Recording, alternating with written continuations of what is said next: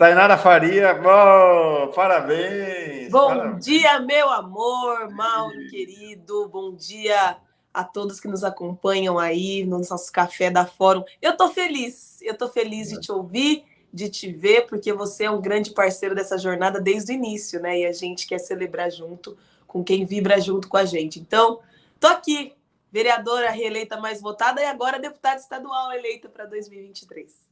Impressionante sua votação. A Marisete pergunta do Vadir. O Vadir não conseguiu se eleger no Rio de Janeiro. Tá aqui a Tainara. Tainara, como é que foi a composição da sua votação, esses 91 mil votos? O Paulo chegou aqui, o Paulo teve votação no Rio Grande do Sul inteiro. O Paulo é um querido, nossa, o Paulo é maravilhoso. Eu até fiquei feliz de ouvi-lo um pouco aqui. Você foi uma candidata com uma base evidente em Araraquara e região. Mas como é que foi o perfil do seu voto? Olha, Mauro, eu tive voto em 499 municípios. Uau! Dos 645. Fui a mais votada em 4 cidades. Quais? Aqui do entorno da microrregião. Tive cerca de 27 mil votos aí na capital. Muito voto aí na capital. Quantos aqui em Araraquara. 27 Quanto? mil e alguma coisa. Eu não tenho preciso, eu preciso encontrar. Não, mais de 27 mil em São Mais Paulo. de 27 mil votos, né? Os quais eu agradeço imensamente. Aqui em Araraquara, eu fui a mulher mais votada dentre todos os candidatos. Eu fui a segunda, né? Na minha frente ficou um cara lá do lado do Mal, do outro lá. Que eu não vou nem falar o nome dele hoje. Não precisa. Mas assim, em todo... Quantos votos você teve em Araraquara? 17.821 aqui. Uma base muito legal, muito importante. Sendo que é importante lembrar que aqui em Araraquara, Mauro, nós tivemos 2 candidatas a deputada estadual do PT, né? E as 2 se elegeram, que sou eu e a Márcia, que teve 107 mil votos. E aqui em Araraquara, Haddad e Lula ganharam também, né? Isso é importante colocar, porque nós estamos num governo petista, elegemos aí 2 mulheres numa cidade e Lula e Haddad saem vencedores daqui. E aí eu fui mais votada também em Ituverava, lá na divisa de Minas, perto da Carol, tanto que... Da Carol, não, perto da Dandara. Da Dandara. Tanto que quando eu fui fazer campanha para lá, para São Joaquim da Barra, naquela região, encontrei eleitores da Dandara que fazem faculdade em Minas. Então, é muito legal. Daqui a pouco ela chega aí, vai ser legal. É muito legal. Então é isso, e o voto ficou bastante concentrado na micro e na macro região de Ribeirão Preto, mas acredito que a gente, pelas redes, por esse canal fantástico de comunicação, tenha tido esse alcance maior nesses 499 municípios. Isso, para nós, é motivo de muita honra, orgulho e responsabilidade. Agora, o trabalho só começou. Tá aqui, ó. Grande Preta, votei em você, diz aqui o Orlando Barbosa. Carmen, parabéns, mulher bonita e guerreira. Bom dia, que maravilha, Tainara, parabéns. A Magali dizendo, eu votei na Carol D'Artori e no Renato Freitas. Daqui a pouco a Carol tá aí e o Renato vem ainda essa semana, se a agenda dele permitir. Tainara, realmente, agora, vou te dizer, hein? Você vai estar com um decano da política de esquerda do país. Vai ser o fofíssimo do Eduardo Suplicy, que se elegeu com 800 mil votos na Assembleia Legislativa de São Paulo, né? Mauro, ele é um querido. O Suplicy me acolheu na política desde os meus primeiros passos. Frequento a casa dele, porque ele sempre faz questão de me receber lá. Ele sempre serve café e água de coco. E conversa muito e muito, fala sobre a renda básica, sobre as cartas que ele faz para o Papa e para as outras nações aí. Enfim, é importante tê-lo, né, ao nosso lado nessa luta e levar em consideração e a cabo aquilo que esse homem fala. Ele tem uma capacidade de sensibilidade em relação às pessoas em situação de extrema vulnerabilidade que é assustadora. Em uma das atividades que eu fiz com ele, nós fomos até a Praça Princesa Isabel, em São Paulo, com o Palhaço Falcone, com algumas pessoas, para falar com as pessoas em situação de rua e dependência química, né? E você precisa ver o amor dessas pessoas em relação a ele e a dedicação dele. Por que eu estou falando disso? Porque normalmente a gente vê alguns políticos que se dedicam a pessoas que votam. né? Dificilmente você vê pessoas como eu, que defendo a criança e o adolescente, que defendem pessoas que não têm o título de eleitor ou que está irregular. Ele não.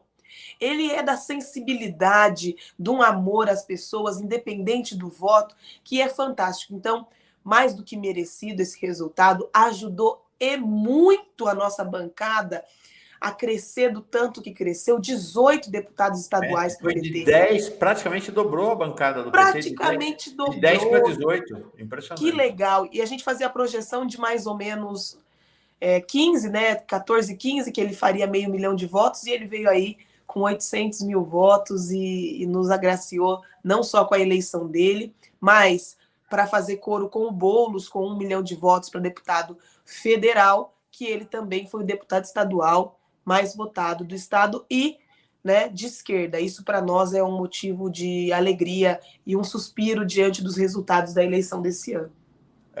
E uma bancada de esquerda muito relevante. O PSOL também teve um crescimento importante, né? O PSOL está com 1, 2, 3, 4, 5, dobrou a bancada praticamente também, tinha 3, né?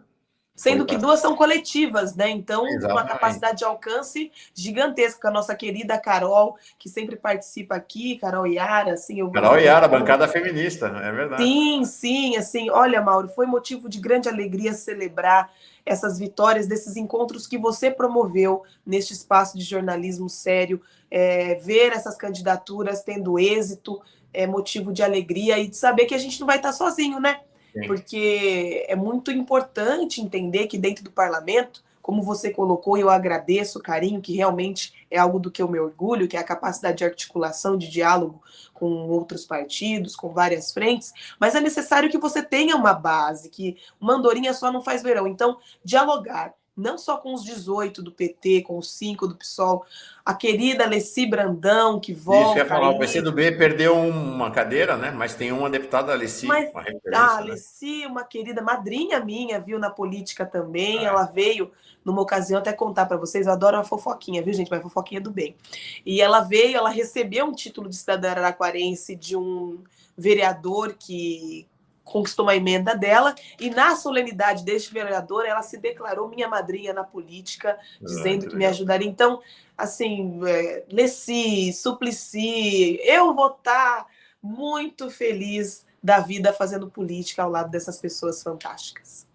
E você tem um núcleo aí de esquerda na Assembleia Legislativa para a partida de 25, né, parlamentares, contando também a rede, né? Então, sim, né, 20, não, o PD, contando o PDT, se puder contar com o PDT, 26. Então, vamos ver na hora que assumir. Vamos ver, mas é por volta disso, 25 é talvez a maior bancada de esquerda da história da Assembleia Legislativa, né?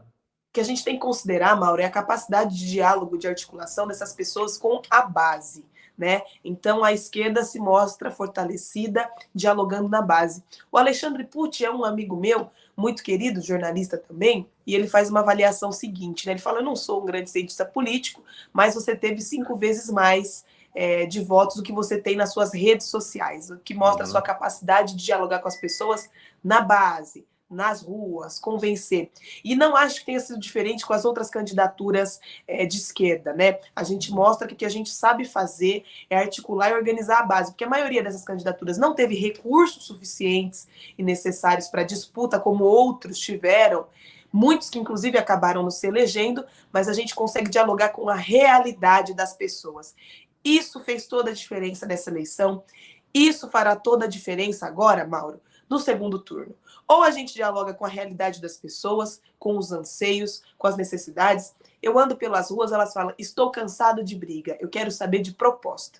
As pessoas querem saber de propostas para o estado de São Paulo, para o Brasil, para as cidades delas.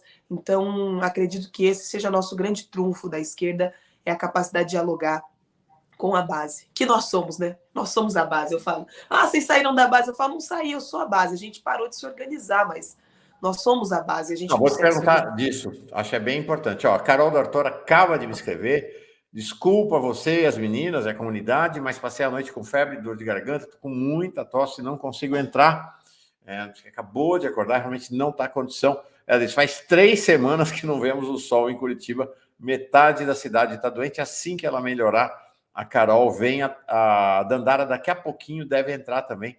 Ela estava voltando de uma reunião. Gente, essa vida de você... Ó, essa vida é louca.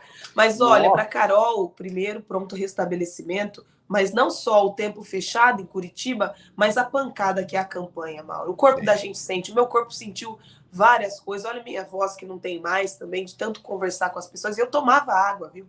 Então o corpo tem uma hora que a gente dá uma paradinha, que você tá no pancadão, você tá correndo, você tá... É aquela... Parece quando abaixa a adrenalina, daí o corpo explode mesmo, aí vem tudo que você imaginar. Cólica, dor de cabeça, febre, enfim. Imagina. A Dandara mandou uma mensagem, ela foi ontem para uma reunião dos partidos de esquerda lá em Belo Horizonte, está voltando para Uberlândia, o ônibus errou o caminho. Eita! Não, é essa vida. Ela dormiu no ônibus, vida. e aí vai entrar direto aqui. Assim que chegar em Uberlândia, ela entra Bom aqui. Demais. Ainda eu queria... Porque eu vou dizer para vocês o seguinte. Esta mulher tem o dom da política. É realmente muito impressionante. Até dei folga para ela de vir aqui um tempo, porque é isso. Ela correu o Estado de maneira insana, insana. E uma capacidade de articulação rara. Tem que olhar com atenção para a Tainara. Então, eu vou querer o teu olhar para uma disputa duríssima, que é a disputa do Estado de São Paulo, e depois nós vamos falar da disputa nacional.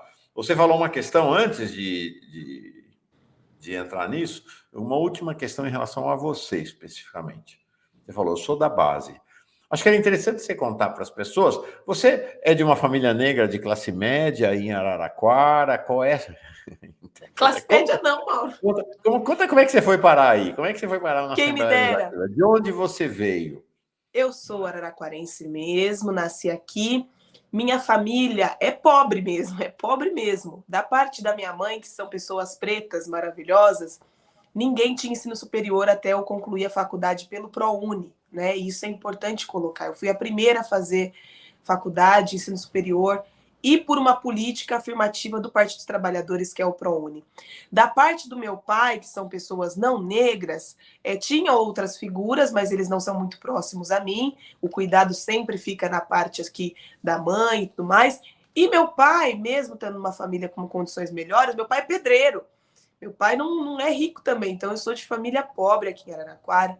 Morei em vários bairros porque minha mãe era despejada de uma casa, a gente tinha que ir para outra, porque não tinha condição de sustentar os filhos. Minha mãe separada do meu pai desde que eu tinha 3 anos, foi vítima de violência doméstica dos companheiros os quais ela se relacionou depois, então isso é importante colocar, que eu assisti de perto a violência doméstica em casa, o que não é fácil, que me marcou muito, teve que fazer muitas sessões de terapia para conseguir reorganizar o que eu via, porque eu até escrevo um texto, Mauro, há um tempo atrás, que eu falo que eu nunca vi nenhuma cena de afeto em relação à minha mãe, que é uma mulher preta, dentro de casa. Eu sempre vi ela apanhar, né? Eu nunca vi alguém abraçar a minha mãe.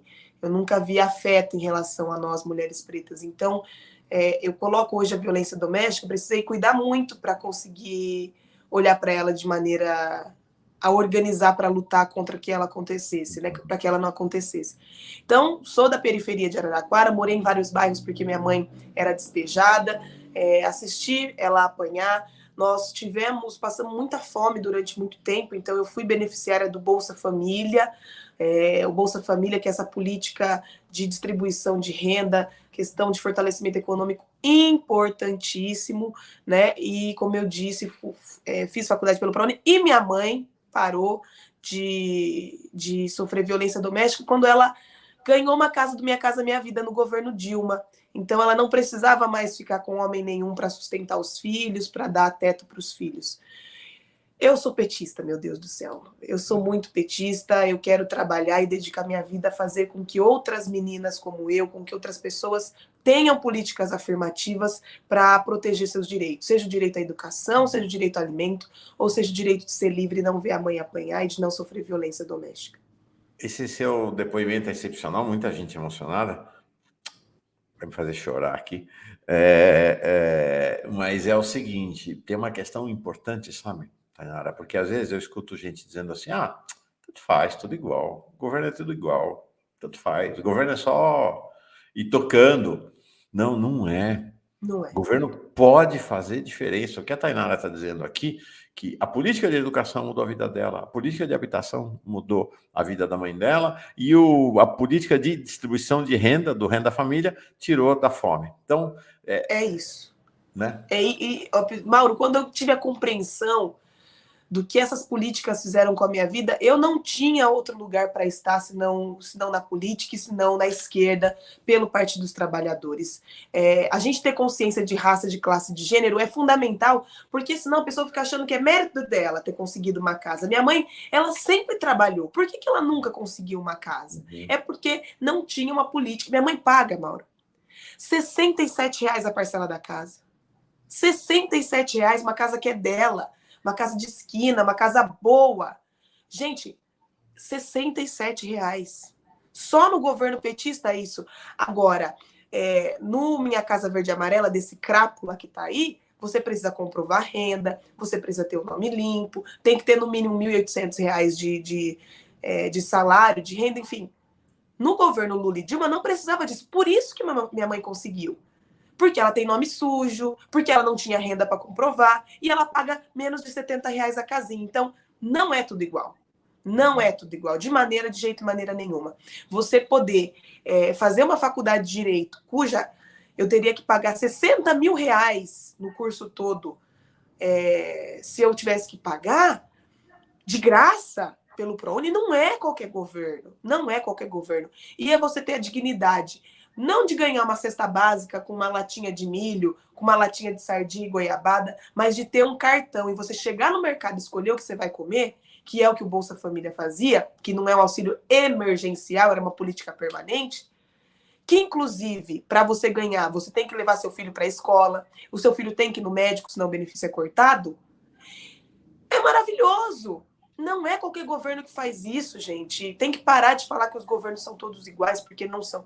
Eu falo hoje, e falava nas plenárias que eu participava, eu sou uma mulher livre, graças ao Partido dos Trabalhadores. Eu não dependo de ninguém porque eu sou advogada formada pelo ProUni. Eu preciso de teto. A minha mãe tem uma casa para a gente morar e eu posso ter emprego porque eu tenho formação. Então, obrigada, PT, obrigada, Lula, obrigada, Dilma. Eu sou extremamente grata e feliz por ter consciência de que vocês mudaram a minha vida e a minha história, mais de milhões e milhões de brasileiros por aí. Maravilha. É isso aí. Vamos falar, você que sabe tudo. Gente, quantos anos você tem, Tainara? 27. Eu acertei, então. Acertou. 27 anos e já é mestre em política. Vocês não sabem o que é essa mulher, gente. Vocês não fazem ideia do que é essa mulher. Vocês estão conhecendo um pouco da história dela hoje, mas vocês não sabem o que é ela como capacidade. Ela é a líder do governo Edinho Silva na Câmara das Vereadoras e Vereadores. Vocês não fazem. É uma honra, um orgulho, né? O prefeito Edinho é um grande líder, extremamente comprometido com as pessoas, tanto que ocupa o cargo que ocupa hoje na campanha do presidente Lula, e tenho certeza que está fazendo completa diferença, sua ação, sua sensibilidade. E esses 6 anos já que eu estive de mandato, foi uma grande escola, né? Foi um grande espaço pedagógico de aprendizado de como dialogar. Porque entendam, eu elegi em 2016, o Edinho também elegeu em 2016 para o seu 3º mandato, e eu era oposição ao governo que estava. Então eu fazia o regaço, Mauro, eu fazia um monte de vídeo contra, eu aprendi a ser oposição. E na hora que você chega numa Câmara e tem que ser base, aí que a coisa muda. Porque você precisa aprender a baixar a cabeça, recuar, dialogar, ceder, para você fazer políticas sociais que cuidem das pessoas. Então, eu vou ser modéstia completa à parte, não vou ser humilde nisso, mas essa escola me fez uma grande articuladora política, sim, com 27 anos, sim, que a gente tem que parar às vezes de falar, não é isso sim. Eu me orgulho muito do papel que eu desempenhei no governo Edinho. Você traz uma questão interessante, né? É bem diferente ser um parlamentar da oposição e ser um parlamentar da situação, né? São situações completamente diferentes. Mas muito, porque você na oposição, você tem um compromisso de dar voz às pessoas que são contra o governo, e você pode quebrar tudo, você pode falar tudo, você pode denunciar, você pode, enfim. Só que o seu retorno também, muitas vezes, infelizmente, é pouco para a sociedade, porque a denúncia por si, a oposição por si, ela não leva a cabo algumas políticas. Então, estar no governo é difícil para mim, porque muitas vezes eu tenho que defender questões que são impopulares. Impostos, programas sociais, que são impopulares. Mas a nossa capacidade de atendimento é gigantesca, porque eu acabo sendo um pouco executivo também. Eu estou no legislativo fazendo leis, mas eu acabo sendo um pouco executivo. Então, nós fizemos políticas, como, por exemplo, o meu projeto de lei, que hoje é lei em Araraquara, da inserção do egresso do sistema prisional no mercado de trabalho, onde as empresas que forem contratadas pelo município são obrigadas a ter no seu quadro de pessoal pessoas egressas, porque, vejam, o maior índice de reincidência se dá pelo fato da não oportunidade no mercado quando a pessoa já cumpriu a dívida dela com o Estado, né? Então, fazer essa lei e aprovar, eu só consegui porque eu sou base do governo também, porque eu tive apoio do governo até para colocá-la em prática, dentre tantas outras tão importantes. Então, ser base de um governo é muito difícil, porque você precisa articular a todo momento, você precisa dialogar a todo momento, você precisa ceder, e eu sou uma mulher difícil, eu gosto de brigar, gosto muito de brigar, eu sou briguenta. Então, eu aprendi muito. Eu sou meio... Eu vou para cima. Cara, eu só tenho na paz e amor agora, porque eu tenho que dialogar com as pessoas, né? Diferente do que eu era quando candidata. Mauro, tinha um buraco na rua, eu levava guarda-sol, suco, tomava sol no buraco da rua para denunciar os problemas da cidade, plantava árvore nos buracos, brincava de pique-esconde atrás dos matos da cidade. Eu fazia um regaço, coitado do prefeito. Eu tenho dó hoje do que eu fazia com ele. Do ex-prefeito, né? Que não é o Edinho, gente. Aí eu entro e tenho que mudar completamente meu perfil de falar, olha, choveu muito esse mês, o mato tá alto, mas a gente vai resolver. Olha como a vida ensina a gente, né? Tá um buraco na rua, mas é um processo de licitação, precisa esperar para conseguir uma empresa ganhar e fazer. Não pode fazer o asfalto a frio, porque sai com a chuva, tem que ser o a quente. E aí aprendi, né, Mauro? Aprendi muita coisa. Deixa eu ler mensagens aqui para você. Deixa eu ver. O Pequeno Burguês. Parabéns, Tainara. Imagina o orgulho que especificamente sua mãe tem de você. Maria dos Anjos. Quantas maravilhas nessa entrevista. Laudeci. Deus te abençoe, minha linda. Amélia Ferreira. Amém. Quando eu crescer, quero ser igual a Tainara. Só que eu tenho 65 anos. Vai que dá. Você já é muito melhor do que eu, então. Deixa eu achar uma foto aqui para eu mostrar para vocês, porque esqueci de quem falou, mas falou da minha mãe, né? Eu dediquei essa eleição a ela. E olha, tem uma foto de um momento lindíssimo. Tá nas minhas redes, eu acho. Eu conheci a mãe dela. Vocês viram aqui, ó? Linda. E choro para todo lado. Choro. Conheci ela em São Paulo, numa manifestação. Conheceu, Mauro. Você conheceu a dona Ritinha. 51 anos, mãe de deputado estadual, voltou trabalhando para o trabalho na Tamanca, no Salto Alto, na segunda-feira, com a filha eleita. Foi. Legal, maravilha, parabéns para ela, parabéns. E Nilda Cardoso, espero ter a chance de elegê-la presidente um dia. Cristina Borges, Tainara, que você ensine as pessoas a mesma gratidão. Trabalha nas favelas do Rio de Janeiro, não vejo a mesma coisa. Que pena, que pena. O Rio está numa situação muito difícil. Está difícil, né? Carmen Botiardi, uma garota, que show, que exemplo de cidadã. Graça Ribeiro, essa dignidade que a classe média não quer. Não quer que a gente... eles não querem dar essa dignidade pra gente. Gente, eu tô recebendo muito carinho aqui hoje, tô adorando. Maria Célia Xavier está sempre com a gente aqui, apaixonada. Alexandre Souza, parabéns, Tainara. A Lucilene dizendo assim, minha irmã ganhou Minha Casa Minha Vida, pagava R$80. Olha isso, gente. A Luci pensou de minha candidata, então muita gente que votou em você. Realmente muito. Renata, Felipe, emocionante demais. Olha, muita gente né? A Carmen Elisa Bocciardi diz assim: você é maravilhosa, eu já li o outro comentário dela, e sua participação nesse segundo turno será fundamental.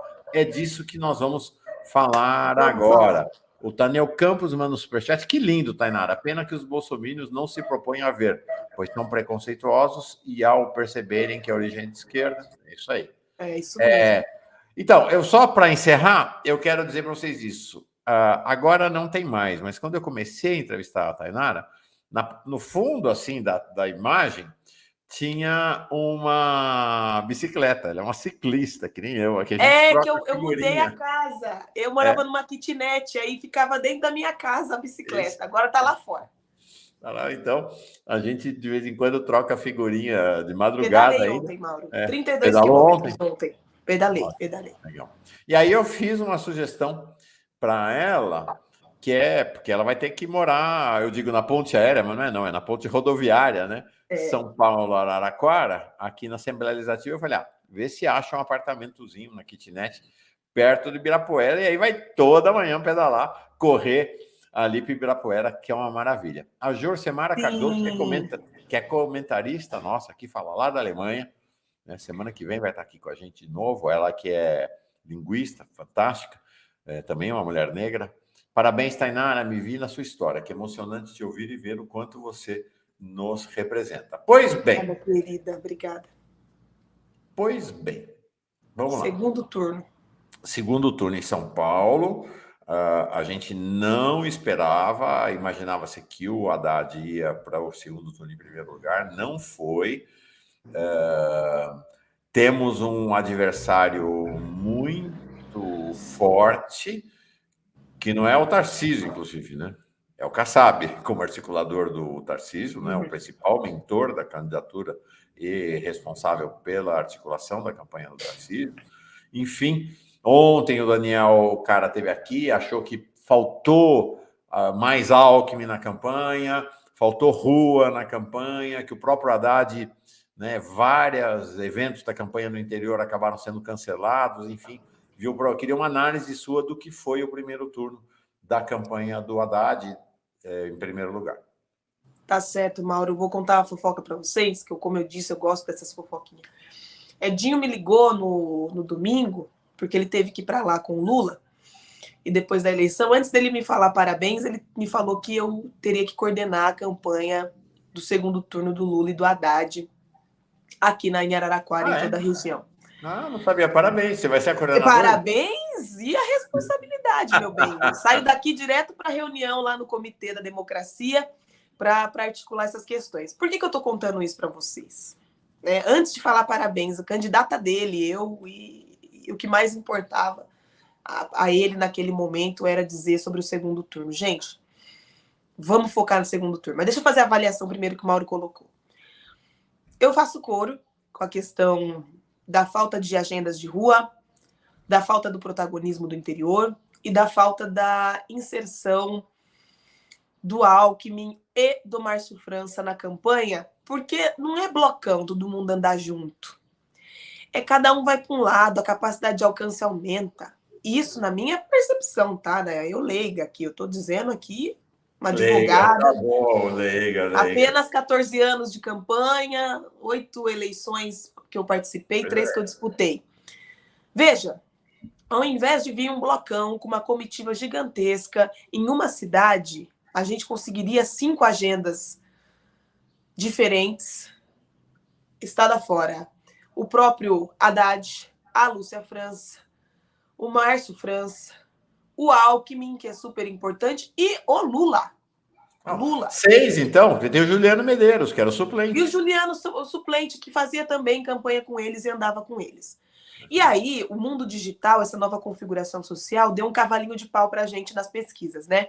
A gente viu aí que as coisas mudam com muito mais rapidez do que a gente imagina, e como você muito bem colocou, o Tarcísio foi para o segundo turno em primeiro lugar, coisa que a gente imaginava que não aconteceria. Que teve um crescimento, né? O tracking dele foi gigantesco. Então, já falei outras vezes, reitero, não é um adversário a se ignorar. Agora, Mauro, você traz um ponto maravilhoso, fantástico na política. Kassab. E na figura dele, pessoas que estão por trás das campanhas. quem está por trás da campanha é tão importante quanto, ou às vezes mais, do que quem está na linha de frente. Existe um filme, eu acredito que chama Vice. O filme fala sobre a guerra. Eu vou mandar certinho para vocês para não me induzir aqui a erro, mas fala sobre o papel do vice-presidente dos Estados Unidos em uma das guerras lá. Então, as pessoas que estão por trás, muitas vezes são aquelas que definem o resultado das eleições. Então, primeiro, avaliação do primeiro turno. O nome é Vice mesmo, que fala sobre o Dick Cheney. Isso mesmo. Puta filme. Puta filme. Assistam. Ele foi o vice-presidente do George W. Bush. Perfeitamente. O filme, eu vou assistir até de novo. Vou assistir de novo. É impecável esse filme. Do ponto de vista de quem gosta de política, você avalia quem realmente faz parte das negociações, quem manda no babado, enfim. E aí, Mauro, além de ter faltado essas agendas, um pouco mais, uma capacidade de alcance maior, porque, bom, vamos avaliar mapa, né? Quantos votos o Alckmin teve na cidade de Serrana, por exemplo, quando foi candidato? Manda ele para lá. Fala para ele conversar com as pessoas. A Lúcia teve um papel como professora, manda ela para lá. Entendeu? Ampliar a capacidade de alcance das agendas. Agora nós tínhamos agendas apertadas, né, daquelas que eu participei, porque eu decidi que não seria papagaio de pirata de candidato, que eu faria a minha agenda e minha campanha, fazendo para eles também, porque isso é óbvio, né? A gente vai para todo lugar, falava do Márcio, do Haddad e do Lula. Então, faltou muito essa ampliação. E a cara desses que foram governadores, aqui no interior, eles têm um carinho, um respeito, que poderia ter batido muito no Rodrigo, entendeu? Poderia ter muito diminuído o tamanho do Rodrigo. O Rodrigo estava com a máquina na mão, com recurso.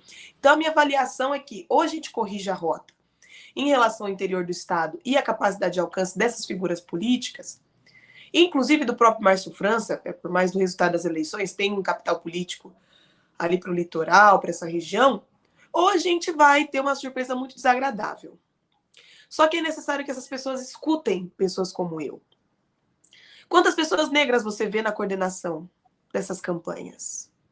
Quantas mulheres a gente vê nas coordenações dessas campanhas? Quantos jovens? Então, isso se reflete muito no resultado final.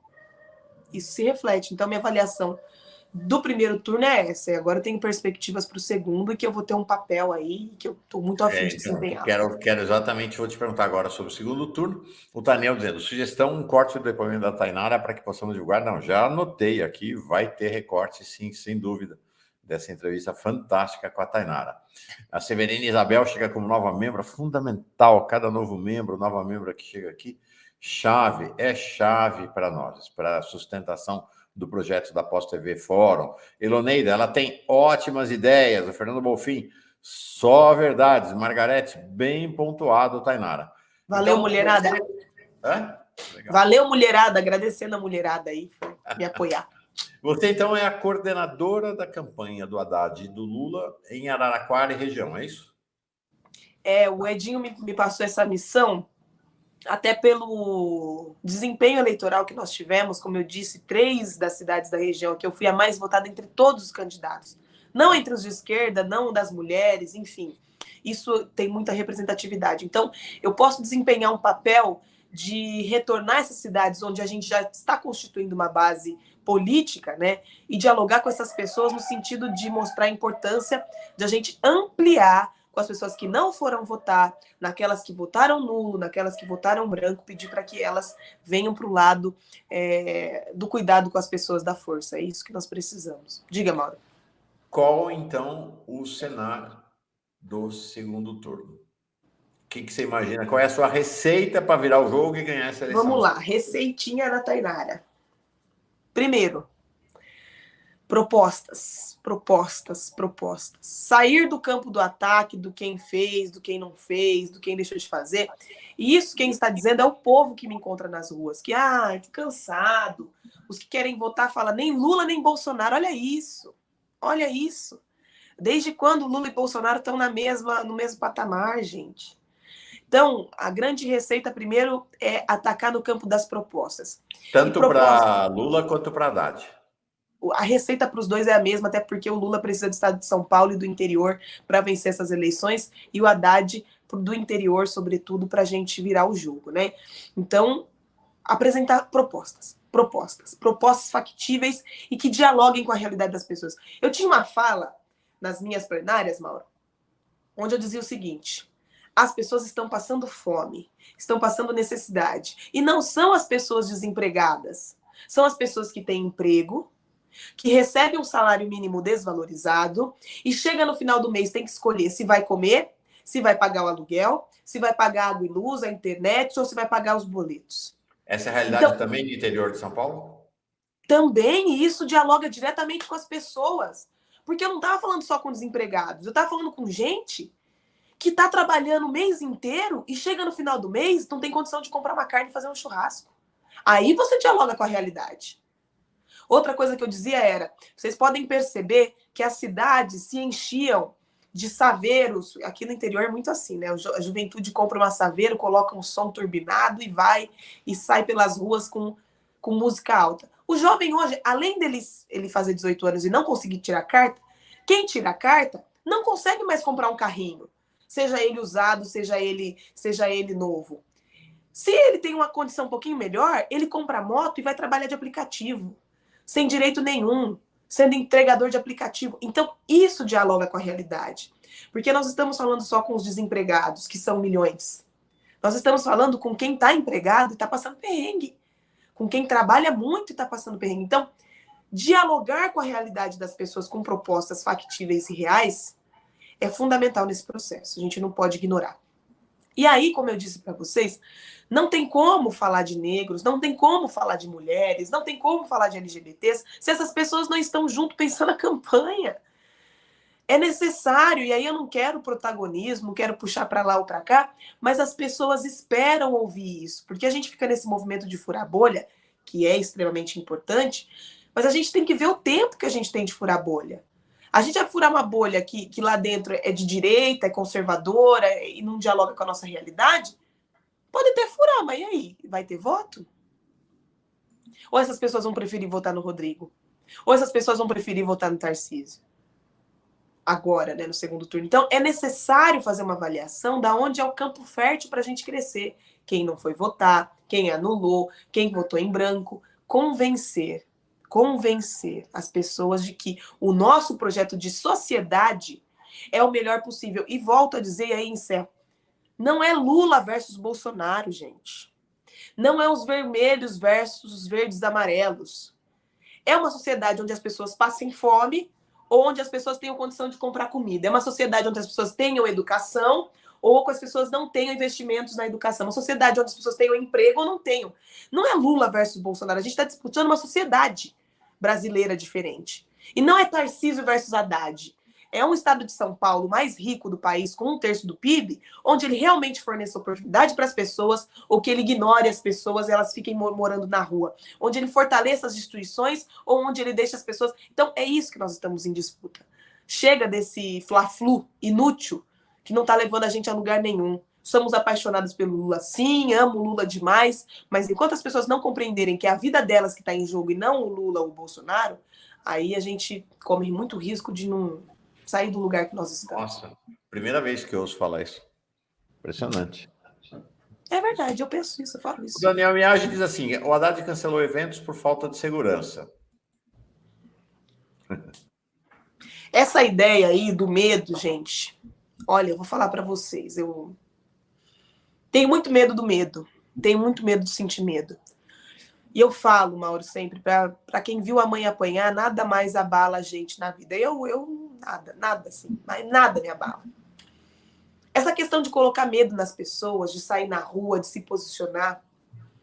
O índice de pessoas que tiveram coragem de colocar um plotter no carro, de colocar uma plaquinha na casa, de colocar uma praguinha no peito, de colocar uma roupa vermelha, despencou. Porque eles entraram na festa alheia e atiraram no aniversariante que era petista, porque eles esfaquearam os próprios amigos por conta da política, porque eles atiraram nas pessoas. Então, essa política de medo que foi instaurada, ela é muito perigosa. Ela é muito perigosa porque as instituições de segurança, via de regra, não estou falando que, né, É via de regra, toda regra tem uma exceção. Está ao lado do golpismo. E aí a gente fala, para quem você liga quando é da polícia que você está apanhando? Para quem você liga para te defender? Então, por que eu estou dizendo isso?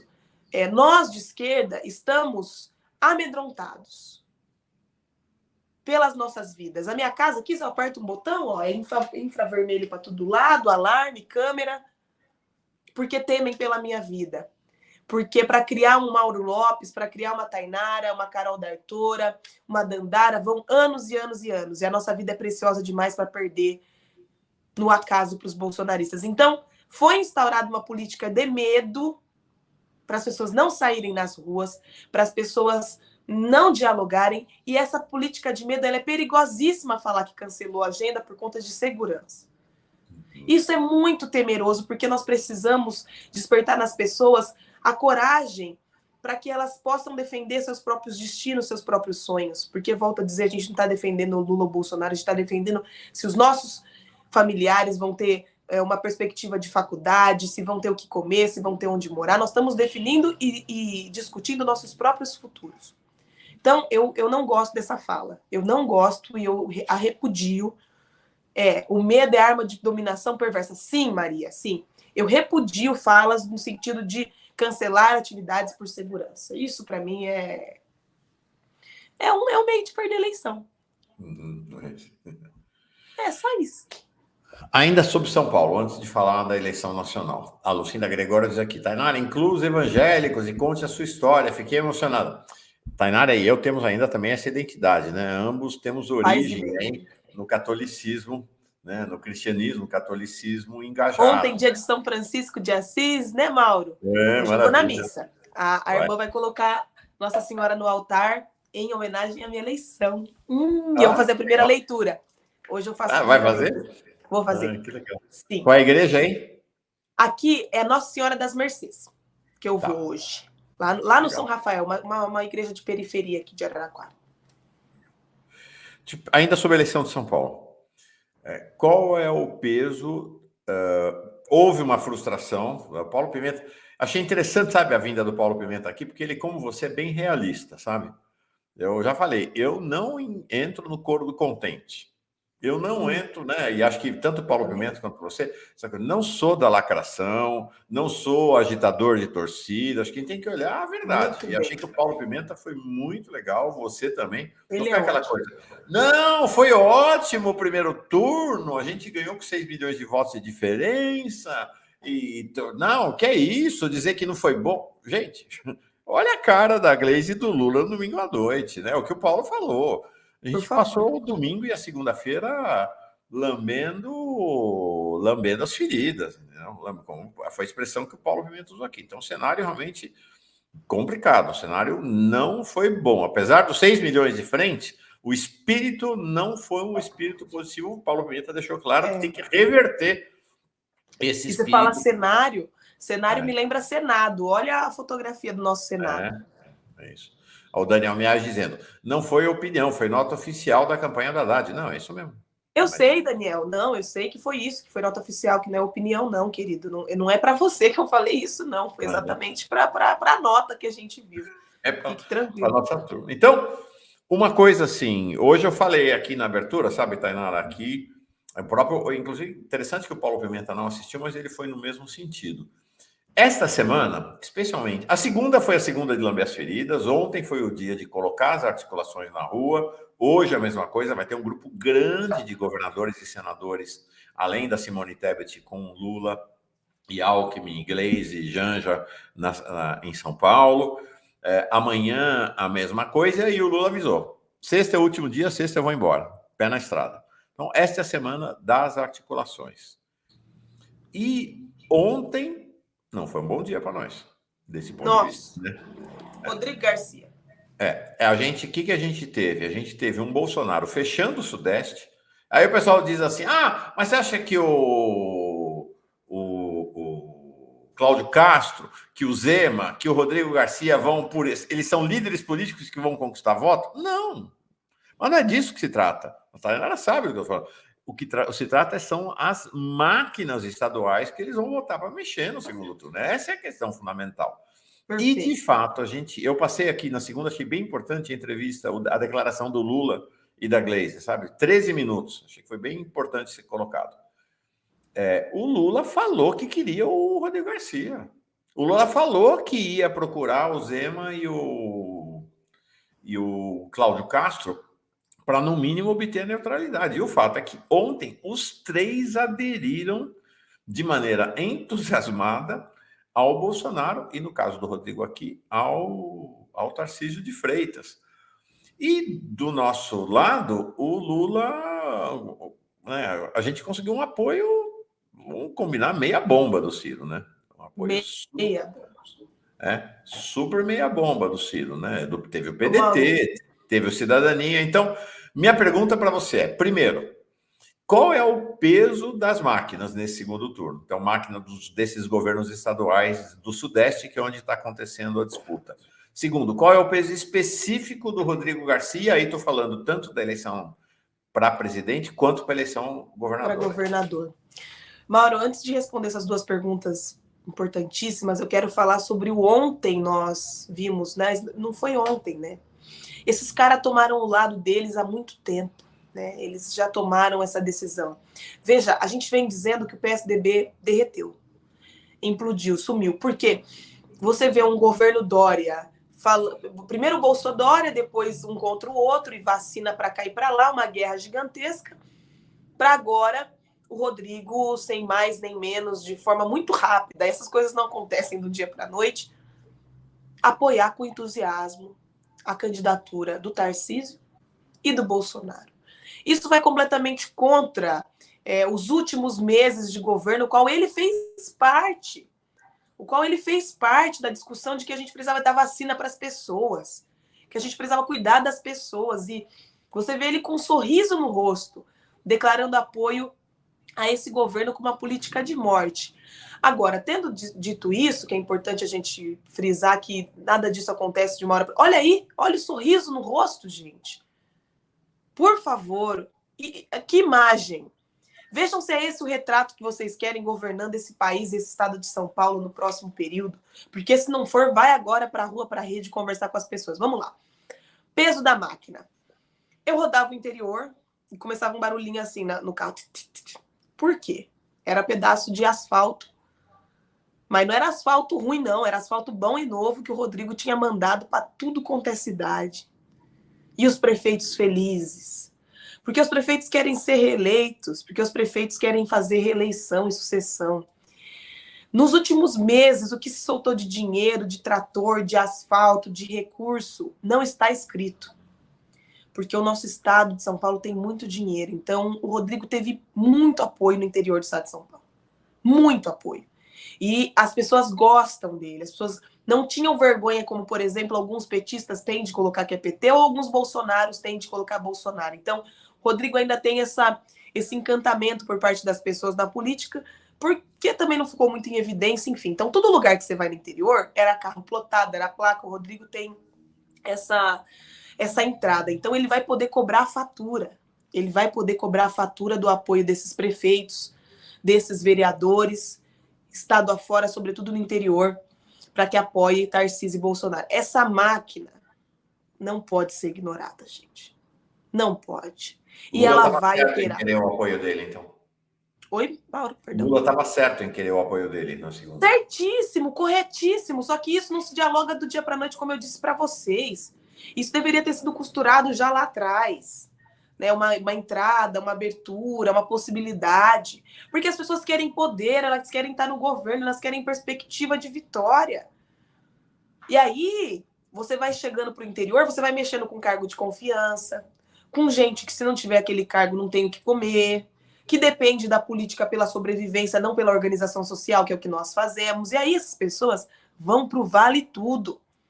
Elas vão para o vale tudo para manter os cargos delas. E para manter os cargos delas, elas precisam manter os governantes. Então, eu tenho essa perspectiva de que nós tivemos uma grande quebra, uma grande perda. Não dá para ignorar. E aí, só o Alckmin entrando em ação, Márcio França entrando em ação, para a gente diminuir o déficit que a gente vai ter agora com o apoio do Rodrigo ao Tarcísio e ao Bolsonaro no segundo turno. E essa diferença pequena, gente, Mauro, você colocou perfeitamente, 6 milhões, gente, não é um negocinho, fica tranquilo, fica calmo, relaxa. A gente está vendo agora o movimento dos artistas, gente, a gente precisa muito dessa classe artística dialogando com as pessoas, se posicionando, não é só fazer o L, vai conversar, vai mostrar do porquê que a gente precisa eleger um candidato democrático de fato que se importe com as pessoas. Isso, para mim, é fundamental. Agora, Márcio, eu esqueci a segunda... Mauro, eu esqueci a segunda pergunta, desculpa. Não, a segunda pergunta é em relação à eleição nacional. Né? A eleição nacional, vamos lá. A gente teve essas declarações de apoio, e eu penso que até para a eleição nacional, porque São Paulo é importantíssimo, o Rodrigo deveria ter vindo com a gente. O Rodrigo foi uma perda muito grande, muito, muito grande. E agora, a gente dar uma animada no Ciro aí, né, depois de tudo que ele fez, do que ele falou, por isso que é esse apoio meia bom, porque realmente, como que, né, você se junta depois de você ter... Parece briga de família, né? A gente briga, depois está junto. E a Simone Tebet é fundamental. Fundamental, porque ela fez uma rodada... Ela veio até Araraquara. Ela veio até Araraquara. Ela foi até Araraquara? Ela veio até Araraquara. Ela fez agendas aqui. Então, é uma mulher também com uma capacidade de articulação, de fazer campanha, que a gente não pode ignorar. O desempenho dela na CPI da Covid foi extremamente importante, e ela amplia não só aqui para o interior do estado, mas para essa parte lá do Goiás, a parte dela lá, que é importantíssima para disputar com o bolsonarismo. E essa mulher, por mais que eu tenha N poréns com ela, partidários, de posicionamentos, tem uma capacidade de articulação gigantesca.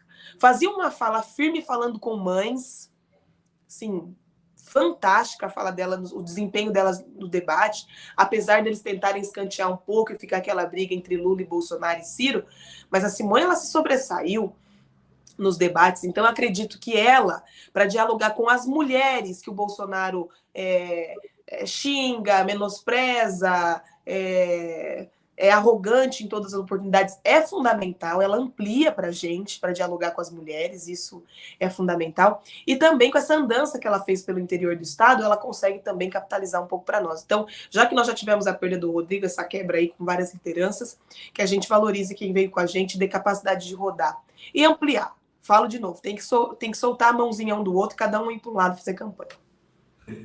Não, essa coisa de campanha, de querer estar junto com o candidato, papagaio de pirata, isso é horrível. Deixa eu ler aqui mais um superchat, e aí ainda tenho então duas considerações para fazer contigo. Jorge Fonseca, bom dia, Mauro, parabéns, Tainara, concordo contigo, se a militância e principalmente as nossas lideranças não saírem às ruas por medo, essa eleição está perdida, abraços de Pelotas, é isso aí, é o espírito da sua fala, né? É isso mesmo. Tainara, então, há uma enorme expectativa, então, hoje, em relação às agendas na sede da campanha do Lula. Não sei onde vai ser, se vai ser em hotel, se vai ter, porque tem um grupo grande de governadoras, senadores, descendo do Nordeste, mas, na verdade, do Norte, do país inteiro, para esse encontro. Mas parece que o encontro mais esperado é o com a Simone Tebet. E aí, interessante, né, Tainara? Eu tenho duas questões ainda sobre essa questão. Como a Janja virou protagonista, né? A Janja, ela é uma liderança. Gente, ela abre reunião, ela acaba a reunião, aquela super live, quem coordenou foi ela, a Janja tem um papel decisivo, e quem telefonou para Simone Tebet foi a Janja. E aí passou o telefone para o Lula, os dois conversarem. Então, de fato, parece que a campanha do Lula está olhando como central a adesão da Simone Tebet, né? Agora, precisa ver se ela vem como um Rodrigo Garcia, foi para o Bolsonaro, entusiasmada, com toda a força, ou se vem meia bomba, como o Ciro veio para a campanha do Lula. Acho que esse ânimo dela, esse espírito dela vai ser decisivo também, né, Tainara? Com certeza. Eu penso que ela venha com ânimo, porque num possível governo Lula ela teria muito espaço para colocar as políticas que ela defende a cabo. Volto a dizer, é uma liderança que não dá para ser ignorada, uma mulher que defende com muita coragem suas convicções, e aí volto a dizer que muitas delas são divergentes das minhas, mas eu não posso menosprezar ou diminuir a capacidade dela de articulação, a coragem dela em defender aquilo que ela acredita, e volto a dizer, ela terá um papel fundamental no diálogo com as mães, com as mulheres, para ampliar e tirar um pouco dessa parcela do bolsonarismo, não só do Bolsonaro, mas do bolsonarismo, de trazer as mulheres que são fundamentais para essa eleição. E aí, como ela ficou, né, em terceiro lugar aí na disputa presidencial, essa mulher está conhecida no Brasil todo, e assim também no estado de São Paulo. Então, ela pode fazer e chamar agendas aí com os nossos colegas, vou dizer assim, se posso dizer assim, do MDB, estado afora, que tem também muitos vereadores, tem prefeitos, tem, enfim, lideranças, e acredito que ela pode ter um papel fundamental nisso. Aqui na Câmara de Araraquara, por exemplo, o nosso presidente é um presidente do MDB. Então, uma liderança como ela pode também articular dentro de um partido que tem centenas de cadeiras de vereadores e dezenas de prefeitos e vice-prefeitos estado afora, para também dar uma quebrada nessa máquina do Rodrigo, né? Que está operando, enfim. Então, no campo da ampliação e de furar bolha, a Simone será fundamental. Legal. Hoje, às 6 da tarde, sai pesquisa IPEC, divulgada pela TV Globo. Então, a partir das 6 horas da tarde, vai ter pesquisa nacional. Eu não sei se vai haver, mas imagino que haverá também pesquisa para São Paulo. Tá? Bom, teve essa, como aconteceu lá nos Estados Unidos em 2020, aqui também está tendo uma crise nas pesquisas. As pesquisas têm tido capacidade de acertar o eleitorado de candidatos de centro ou centro-esquerda, aconteceu com o Biden, aconteceu com o Lula, mas não estão conseguindo enxergar a direita e especialmente a extrema-direita, para que a gente tenha uma ideia, na véspera da eleição, à noite, praticamente, na véspera da eleição, a estimativa dos dois principais institutos, Datafolha e IPEC, era 14 pontos de frente para o Lula, acabou sendo 5. Mais ou menos parecido com o que aconteceu nos Estados Unidos em 2020, a previsão era mais de 10 pontos de diferença do Biden, acabou sendo 4. O que na sua avaliação, está acontecendo com as pesquisas e qual você acha que deve ser a nossa postura em relação a elas no segundo turno? Acredito, Mauro, que você já tenha respondido, né? A gente não está conseguindo identificar esses eleitores, essas pessoas, e há, como eu disse anteriormente, uma vergonha, muitas vezes, de você falar de que lado você está. Tem gente que, por a gente colocar assim, é genocida, é racista, é LGBTfóbico, tem muita gente que não está declarando a verdade aí também. É como no IBGE mostrar que a gente tem, salvo melhor juízo, ou era 4 ou era 1 milhão de LGBTs. Isso é mentira. As pessoas mentiram. Elas mentiram. Porque nós não temos só isso. 1 milhão a gente coloca só na parada LGBT de São Paulo tem 3, 4. Você estava lá, você vê. Não é a realidade do nosso país. Então as pessoas mentem, burlam os dados. Então, isso que a gente tem que se preocupar, né? A gente não vai poder fazer pesquisa com detector de mentiras, mas as pessoas estão aí tanto tendentes a mudar de um lado da esquerda para a direita, né, de um para outro, com uma capacidade de ser convencida muito, muito grande. Eu falo muito que os jovens hoje, eles falam dentro das casas em quem vão votar e a família segue. Mas uma família, por exemplo, evangélica, aquilo que o líder da família coloca é o que todo mundo segue. Então, a gente tem que considerar as configurações familiares também para ver o que as pessoas vão tendenciar. Então, há o fator mentira, ele existe, a omissão também, a vergonha de falar em quem você vai votar, e a gente precisa considerar, né, que nesse mundo digital, de muita informação, cada hora sai uma fake news, cada hora sai uma coisa, as pessoas mudam de opinião muito rápido. Muito rápido. E na hora que entra em cena, que entra em jogo, a opinião dos líderes da família, sejam eles jovens, ou seja ele o pai ou a mãe, as coisas mudam com muita facilidade também. No sábado, antes da eleição, no sábado, gente, no dia 1º de outubro, eu fiz coisa de 5 caminhadas e uma carreata. As pessoas não tinham candidato ainda. Uhum. No sábado, dia 1º. Não tinha Mas candidato para quê? Para deputado? Para deputado, para o Senado, para presidente, ainda falava, ai, não sei em quem que eu vou votar. Eu não sei se era presidente? Nem para presidente. Eu não sei se era por, assim, medo também de declarar que ia votar ou no Bolsonaro ou no Lula, né? Ou se elas realmente não tinham, mas as pessoas falavam assim, ó, 50%, vamos dizer, a Lula, aqui em Araraquara é Lula, e deu isso mesmo praticamente na urna. E o restante das pessoas dividiam assim, ah, se for PT, nem quero. Ou aqui é Bolsonaro, sai daqui gritando e xingando a gente. E uns 30% das pessoas falavam que não queriam dialogar sobre política. Não quero ver, não quero saber, não tenho candidato, não. Não queriam nem conversar. Uns 30% das pessoas aí no Data Tainara, que eu fui pra rua e eu vi isso aí. Então, Mauro, como que você chega às vésperas da eleição com pessoas sem o voto definido? E aí, eu tenho um ritual no domingo da eleição, que eu vou à missa primeiro, e depois eu vou votar com as pessoas do meu entorno, com a minha mãe, fui votar com o prefeito Edinho, votar com meus coordenadores de campanha, enfim. E as pessoas pegam o papelzinho do chão ainda. Elas pegam o papelzinho do chão. Elas votam no candidato que elas não conhecem. Então, é importante a gente colocar que essa diferença dos pontos da pesquisa se dá por todos esses fatores. Primeiro, das pessoas mentirem muitas vezes em quem vai votar, se tem medo, se tem vergonha, das pessoas mudarem de opinião com muita facilidade por conta das redes sociais e por conta do fator familiar também.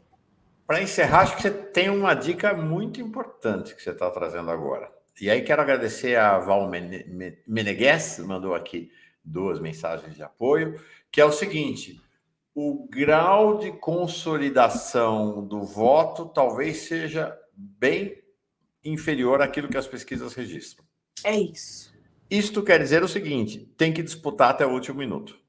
Perfeito, Mauro. Você fechou a minha fala de maneira perfeita. Disputar até o último minuto, convencer, sentar. E eu falava muito com minhas equipes, né? Não tem jeito certo ou errado de fazer campanha para os grupos menores. O que eu quero dizer com isso? Tem liderança que para ela funciona, ela ir de casa em casa, tomar um café, conversar.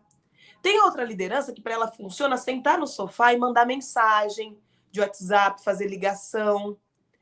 Tem outra liderança que funciona e-mail, mandar e-mail com propostas. Então, faça campanha aqueles que estão fora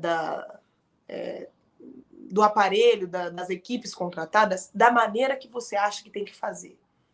Porque tem público para todo mundo. Por exemplo, eu falava, gente, eu não gosto daquele filtro de Facebook que fala, eu apoio tal pessoas.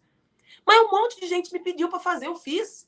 Porque não é só o jeito que eu gosto de fazer campanha, é o jeito que a campanha chega para as pessoas. Então, existe público para todo tipo de campanha. Existe público para campanha de rádio, de TV, de internet, de rua. Então, vale muito a pena fazer campanha até o último minuto e campanha do jeito que você quer fazer. Porque se você coloca um peixe para escalar árvore, ele não vai escalar árvore. Mas se você coloca um peixe no aquário, ele vai nadar. Então, deixar as pessoas fazerem campanha no campo delas é fundamental. E nesse campo delas, elas disputarem até o último minuto, até o último voto. Lula ganha? Ganha. Tem que ganhar. Vou trabalhar para isso. Tem que ganhar, vou trabalhar para isso. Perfeito. Dá para virar com a Haddad? Se a gente tiver muita capacidade de articulação e de trabalho. Muita. Não ganhamos. Hoje, se fosse hoje, a gente não ganha. Precisa virar. Precisa virar. E Lula precisa consolidar. Perfeitamente. Nada está dado.